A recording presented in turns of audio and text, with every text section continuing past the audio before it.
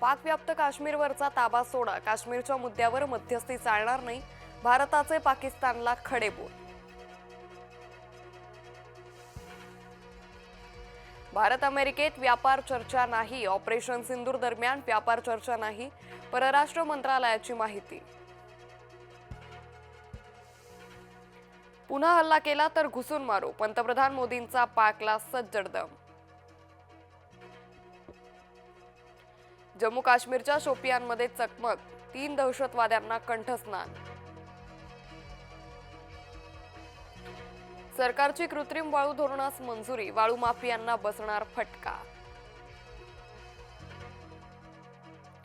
बडतर्फ पोलीस अधिकारी रणजित कासलेला जामीन, अॅट्रॉसिटी प्रकरणात दाखल होता गुन्हा.